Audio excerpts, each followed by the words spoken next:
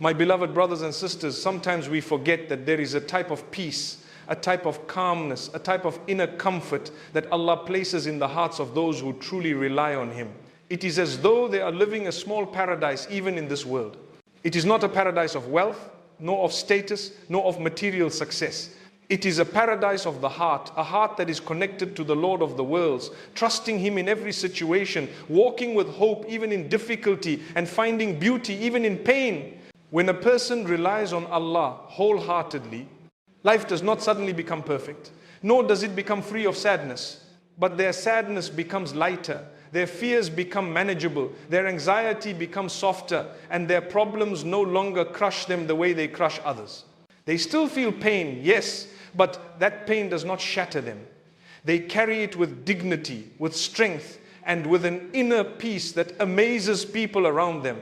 My brothers and sisters, many psychologists have researched the impact of spirituality and belief in God on mental well-being. They found that people with a connection to a higher power, to Allah, are more resilient, recover faster from emotional challenges, and are less likely to fall into deep despair. As believers, we already know this from our beautiful deen. We know there is something called tawakkul, the ability to trust in Allah's plan while putting in our best effort. Tawakkul means you use every ability Allah has given you. You plan, you try, you make effort, you take advice, you study, you work, and you think carefully. But after all of that, whatever the result is, whether good, disappointing, easy, or difficult, your heart remains calm. You do not become arrogant when it goes well, and you do not become hopeless when things don't turn out as you expected. You know Allah is with you in both cases. A pessimistic person expects disaster before it even comes. They judge themselves harshly. They see negativity everywhere. They close doors before Allah has even opened them. But the believer, the one who trusts in Allah, does the opposite. They approach life with courage. They approach challenges with faith. They say, whatever Allah brings my way, He will also help me through it. My brothers and sisters, when you feel overwhelmed, when you cannot sleep because your mind is drowning in thoughts, you can do 3 simple things. Wallahi, they work for me, for so many others, and insha'Allah for you as well. The first is to identify the problem clearly. Not 10 problems, not everything all at once, just one. Ask yourself, what exactly is hurting me right now? What is occupying my heart? Is it money, family, marriage, studies? Something someone said, a loss, a fear, a mistake, identify it. Put that one problem in front of you. Then comes the second step. Close your eyes for a moment and speak to Allah sincerely. Empty your mind of everything else for 20 seconds. Imagine nothing matters except you and Allah. Then say, Ya Allah, I don't want this burden anymore. I hand it over to you. I leave it with you. I trust you with it. Visualize placing the problem into Allah's hands. Feel that weight leaving your shoulders. The third step is to let go of all expectations. Don't say, now Allah will solve it like this or like that. Just say, Ya Allah, whatever outcome you choose, I accept it. I will be patient and I will keep doing my best. This is trust. This is surrender. This is the heart finding its rest. And there is a fourth step. Use whatever resources Allah gave you. Do what you can. Seek advice. Fix what you can fix. Apologize if needed. Study harder. Work smarter. Make plans. But always remember, you gave the burden to Allah. So whatever comes, you will be able to handle it with His help. My brothers and sisters, don't expect a life with no pain. We live in a world where pain exists for a reason. It teaches, strengthens, purifies, and guides us. Even if the pain came from a sin you committed, return to Allah. Say, Ya Rab, I regret it. Forgive me. And hand the guilt to Him. Free your heart from drowning in shame. Make amends if you wronged someone. And move forward with courage. Some people misunderstand reliance on Allah. They think it means sitting back and expecting miracles without effort. This is not the Islamic understanding. Allah created the laws of cause and effect. If you plant a seed, it grows. If you don't, nothing grows. If you work, results come. If you don't, nothing happens. These are the systems Allah has put in place. To rely on Allah while ignoring those systems is not tawakkul, it is negligence. On the other hand, relying only on cause and effect and forgetting Allah leads to despair. Because when things fail, and they do fail, sometimes the person finds no deeper support, no comfort, no higher power to lean on. But the believer, even when the world collapses, still has Allah. That is a strength like no other.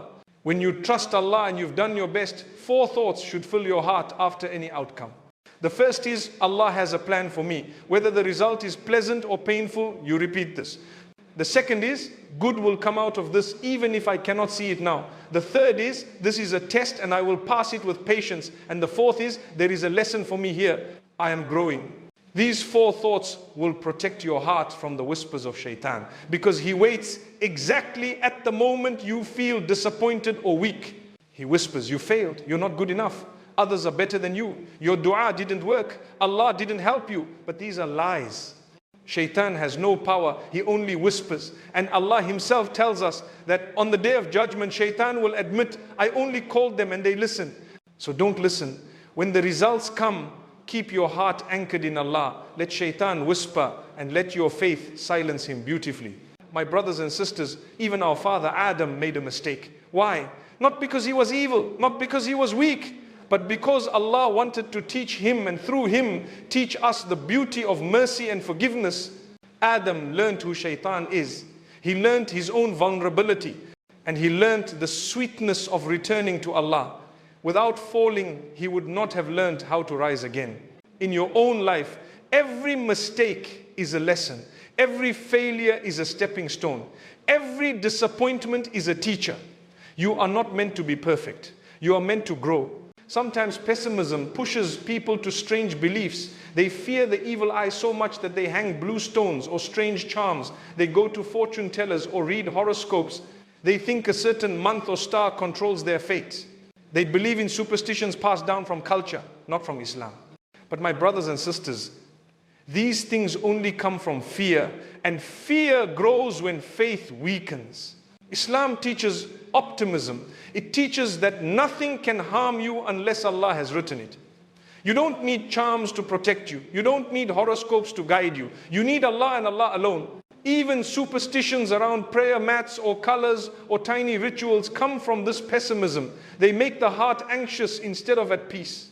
Allah tells us in the Quran that shaitan threatens us with fear of poverty, fear of loss, fear of failure. Yet Allah promises forgiveness and blessings.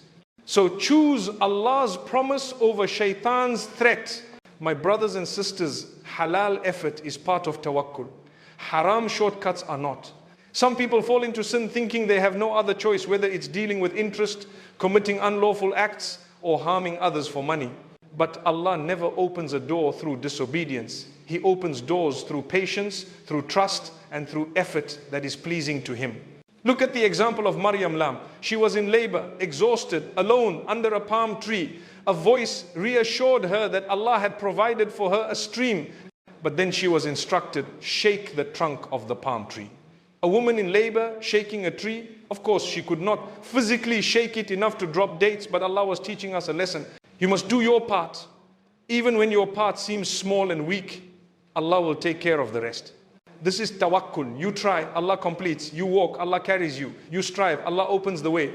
My dear brothers and sisters, remember this always. True peace does not come from the world around you. True peace comes from the heart within you, a heart that trusts Allah. A heart that believes in His mercy. A heart that hands its fears to Him. A heart that walks with hope even in darkness. May Allah grant you a heart that relies on Him completely, a mind that thinks positively, and a soul that finds its paradise even in this world. Ameen.